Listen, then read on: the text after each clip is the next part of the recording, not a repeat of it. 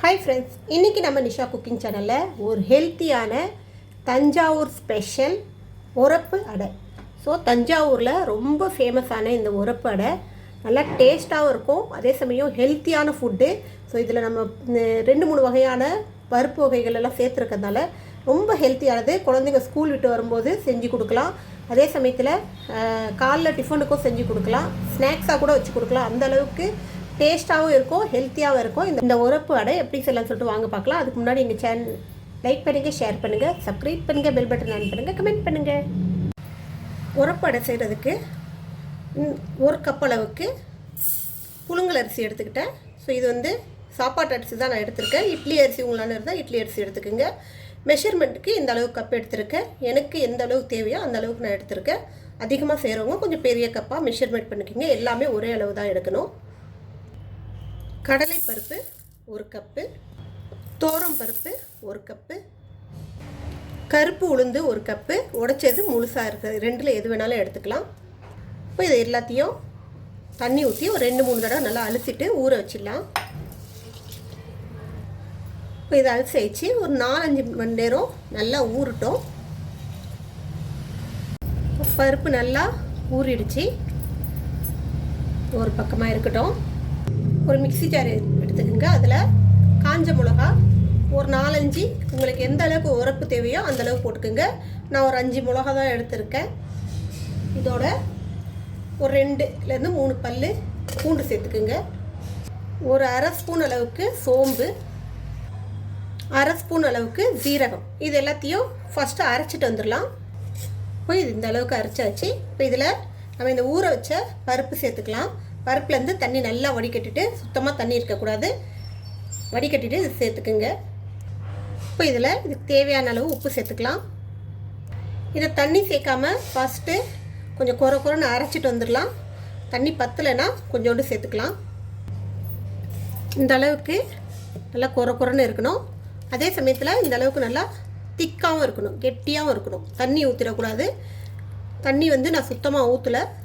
So நமக்கு தேவைப்பட்டுச்சுன்னா லைட்டாக தெளிச்சா போல் ஊற்றி அரைச்சிக்கலாம். ஆனால் நான் இப்போ தண்ணி ஊற்றாமல் தான் அரைச்சேன். இந்த அளவுக்கு குறைன்னு இருந்தால் போதும். இதை ஒரு பவுலில் மாற்றிக்கலாம். இப்போ இந்த அடை மாவு அப்படியே இருக்கட்டும். இப்போ இந்த தஞ்சாவூர் உரப்பு அடைக்கு ரொம்ப முக்கியமான ஒரு பொருள் எதுனா அது வந்து சொரக்காய். ஸோ இந்த சொரக்காவை தோல் நீக்கி சீவிட்டு வந்துடலாம். இப்போ இந்த அடை மாவில் கொஞ்சோண்டு மஞ்சள் பொடி ஒரு 1/2 ஸ்பூன் அளவுக்கு போட்டுக்குங்க. இதோட பெருங்காயம்,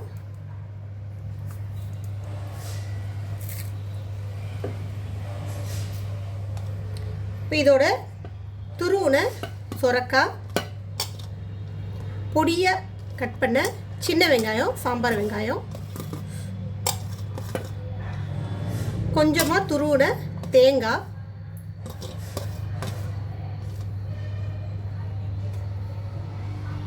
கொஞ்சோண்டு கருவேப்பிலை. இது எல்லாத்தையும் சேர்த்து நல்லா மிக்ஸ் பண்ணிக்கலாம். உப்பு வந்து மாவு அரைக்கும் போதே போட்டதால் உப்பு வந்து சேர்க்க தேவையில்லை.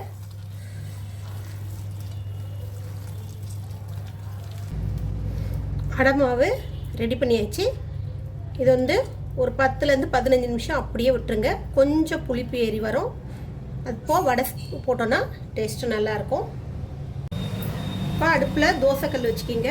தோசைக்கல்லில் அப்படி இல்லைன்னா எண்ணெய் சட்டியில் கூட ஊற்றலாம். எனக்கு தோசைக்கல்லில் ஊற்றினா தான் ஈஸியாக வர்ற மாதிரி இருக்கும். அதனால் தோசைக்கல்லில் எண்ணெய் கொஞ்சம் நல்லா ஸ்ப்ரெட் பண்ணிக்கிங்க.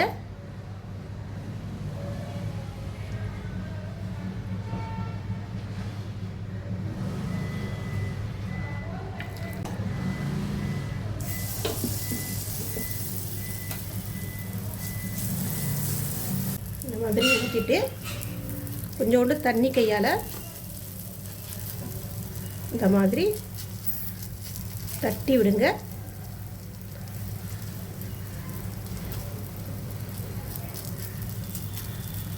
இடையில சின்னதாக இந்த மாதிரி கேப் விட்டுதுங்க.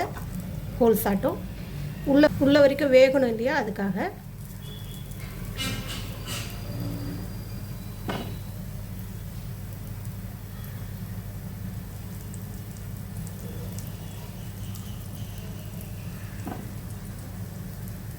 அடுப்பை சிம்மில் வச்சுக்கிங்க.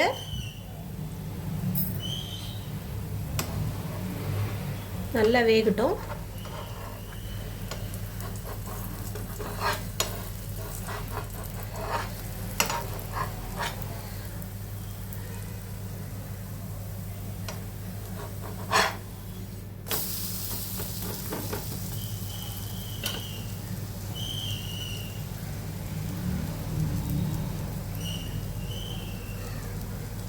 அவ்வளோதான். 2 பக்கமும் திருப்பி போட்டு எடுத்திங்கன்னா நல்லா கமன்னு வாசனையோட அருமையான தஞ்சாவூர் உரப்பு அடை ரெடி ஆயிடுச்சு.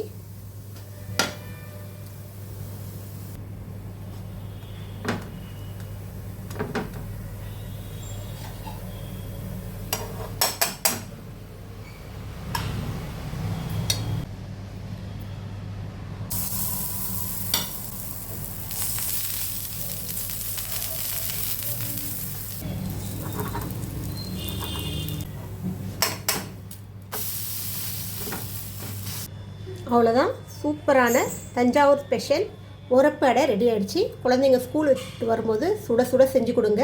இப்போதைக்கு நாங்கள் இஃப்தியாருக்காக செஞ்சுருக்கோம். ஸோ இதே போல் நீங்களும் ட்ரை பண்ணி பாருங்கள். நிறைய பருப்பு எல்லாம் இதில் இருக்கிறதுனால குழந்தைங்களுக்கு ரொம்ப ஹெல்த்தியான ஒரு ஃபுட்டாக இருக்கும். ஸோ ட்ரை பண்ணி பாருங்கள். இன்னொரு ரெசிபியோடு உங்களுக்கு சந்திக்கிறேன். உங்களோட விடைபெறுவது உங்கள் விஷயம். எங்கள் சேனல் லாஸ்ட் வரைக்கும் பார்த்து உங்கள் அனைவருக்கும் மிக்க நன்றி. பாய்.